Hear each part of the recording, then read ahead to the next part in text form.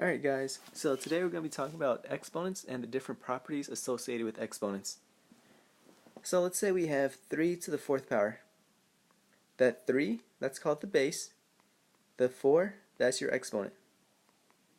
What the exponent does is it tells you how many times the base is multiplied by itself. So in this case, that 3 is multiplied by itself 4 times. And that gets you 81. So 3 times 3 times 3 times 3, that's 81. When dealing with exponents, it's important that you keep in mind how it's written. If you have negative 3 to the 5th power, and parentheses negative 3, close parentheses to the 5th power, these are dealt with a little bit differently. The top one, the exponent, the 5, only affects that 3. The negative sign that's in front just comes along. So it would look like this. So the negative sign comes along, and we would have 3 5 times. When you multiply all that together, you get negative 243. On the bottom one, it's a little different. The 5 as your exponent affects everything on the inside. So negative 3 to the 5th power, the way it's written down there, it would be negative 3 times negative 3 5 times. And in this case, you would happen to get the same answer, negative 243. But let's say you have negative 5 squared. Outside the parentheses, it would be negative 5 times 5. So only the 5 is being repeated. The negative sign that's out here just comes along. And that would get you negative 25. But if it was inside parentheses, you would have it as negative 5 times another negative 5, which would then be positive 25. So be mindful of this, especially when you type it into a calculator. If you don't have parentheses inside a calculator when you type it in, you're going to get a different answer than if you type it in without a parentheses. Alright, so let's get to the actual rules dealing with exponents. So the first one, we'll deal with the power of 0. So with the power of 0 rule, anything to the 0 power will always be 1. So anything to the 0 power equals 1. So let's say you got 3 to the 0 power, that's going to be 1. If you have a to the 0 power, that's also 1.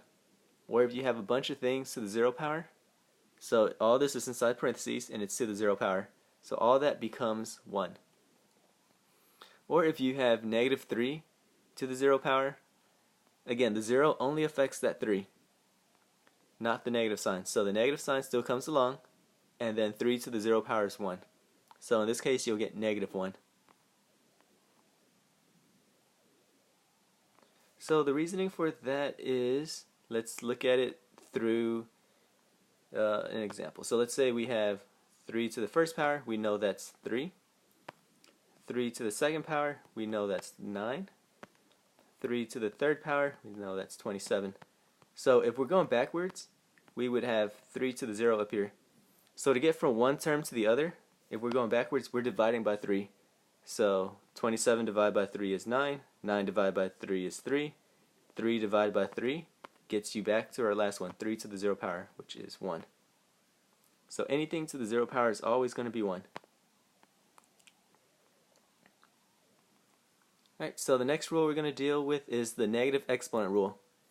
It states that if you have negative exponents, what you're going to do is you're going to change its location as well as the sign. So let's say we have 3 to the negative 2 power. So right now this is in the numerator. What changing the location means is you're going to change it from the numerator to the denominator. So if it's negative in the numerator, you're going to put it on the denominator. And you're going to change the sign from negative to a positive. You can't leave the top blank, so you're going to put a 1 there. So it's 1 over 3 squared, which is 1/9.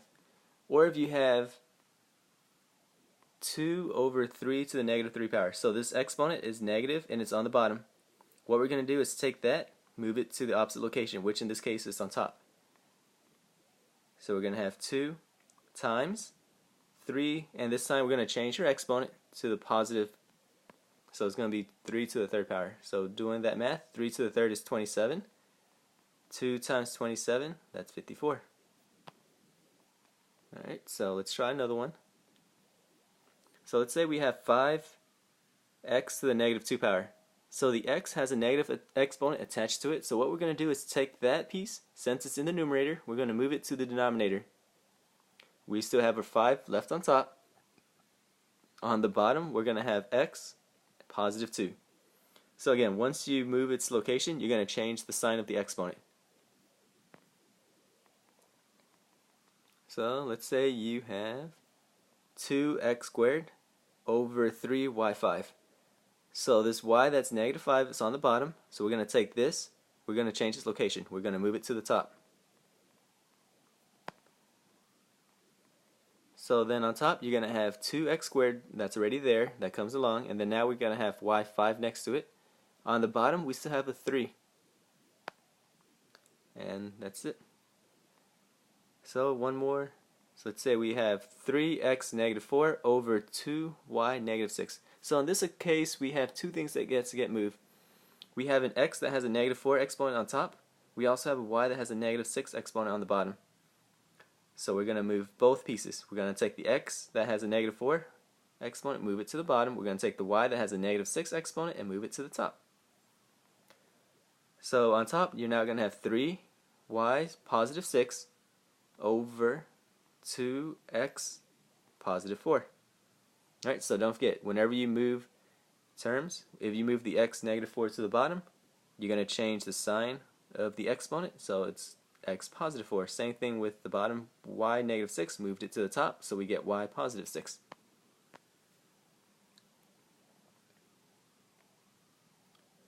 Alright, so let's try one more example like this. So we have 2x4 y negative 6 divided by 3 to the negative 1 power z to the negative 2 power. So in this case we have three terms that have negative exponents. So we're going to take all three of them and rearrange them. So we have this 3 that has a negative 1, we're going to move it to the top. We have the z that has a negative 2, we're also going to move it to the top. And then we have a y that has a negative 6, we're going to move it to the bottom. So once you move it, don't forget to change the exponent sign. And then see how you have a 2 times 3. So all this is still multiplication. So we have 2 times 3. 2 times 3 is 6.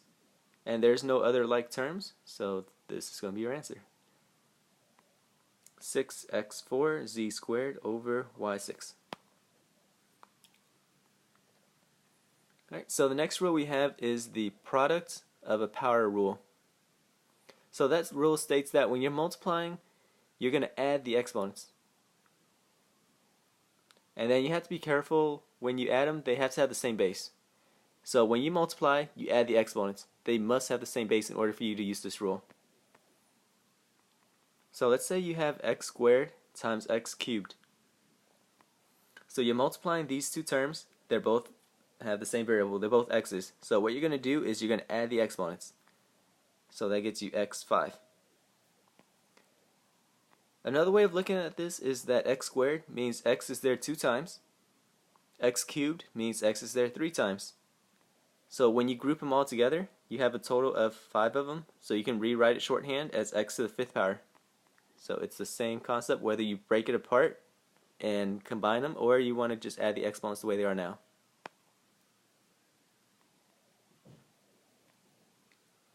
Alright, so let's say we have this one, 3 squared times 3 to the 6th power.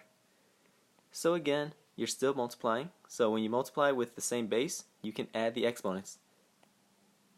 So we'll have 3, and then our exponent now is going to be 8.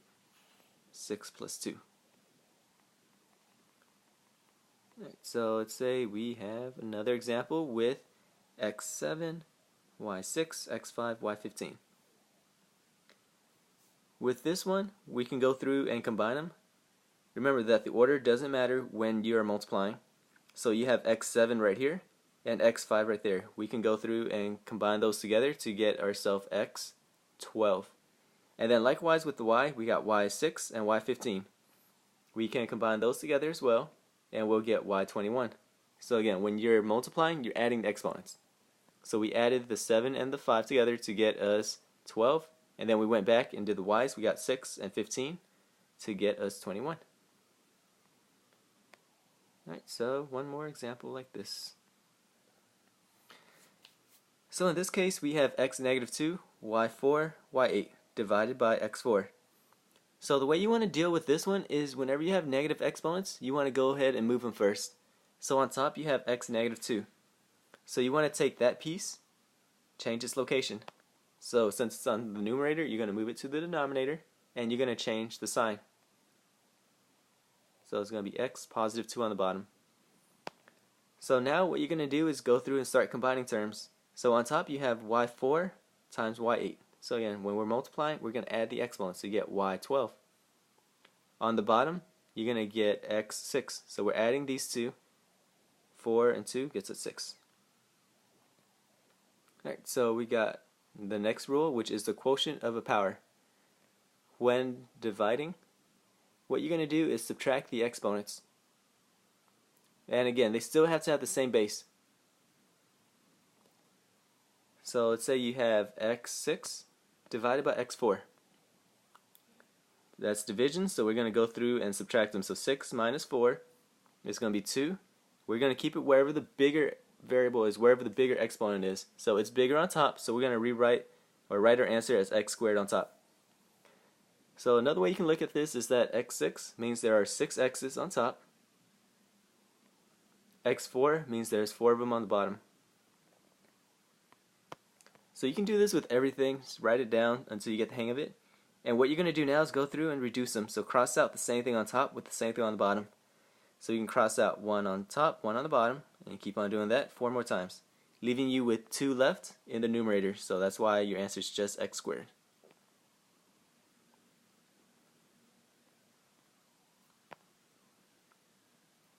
Alright, so let's say you have y squared divided by y10. So again, you're still dividing, so you're going to subtract the exponents. So 10 minus 2 is going to be 8. It's bigger on the bottom, so you're going to keep it on the bottom. You can't leave the top blank, so you have to put a 1 there. So let's say you have 3 to the power of 208 divided by 3 to the power of 206. So again, these both have the same basis, so you're going to subtract the exponents when dividing. 208 minus 206 is going to be 2. So 3 squared is 9. Alright, so we got one last rule we need to cover. That is the power of a power rule. So when you have an exponent to another exponent, you're going to multiply the exponents together. So for example, if you have 3 squared in parentheses to the 4th power. So the squared, the 2 here, the little 2 and the little 4, they're both exponents. So when you have an exponent to another exponent, you multiply them. So 2 times 4 is 8, so your answer is going to be 3 to the 8th power. So another way you can look at this is the 4 as your exponent tells you how many times the parentheses have to repeat itself. So it has to repeat itself 4 times. And then now this is just the multiplication rule. So again, with multiplication, you add the exponents. So 2 plus 2 is 4, plus 2 is 6, plus 2 more is 8. So we have 3 to the 8th power. Or you can break it down even further. 3 squared is the same thing as having 3 twice. The next one, 3 squared, having 3 twice again, and 2 more times. Combine them all, you get 3 to the 8th. So this is all just shorthand on how to write 3 to the 8th power. So let's say you have x6 to the 12th power. So you have an exponent to another exponent, so you're going to take that and multiply them together. So 6 times 12 is going to be 72. So x72 is going to be your answer. Alright, so with this one, this is a little bit different. We got parentheses 3x4y6, close parentheses, squared. So the square that's on the outside, you have to distribute it into every single term that's on the inside. So you have to bring it into the 3 as your coefficient. So you're going to do 3 squared. So 3 squared would be 9, 3 times 3. And then with the exponents, the x4, you're going to multiply it by 2. So you're going to get x8. And then same thing with the y. You have y6, you're going to multiply it with 2 to get y12. And that'll be your answer.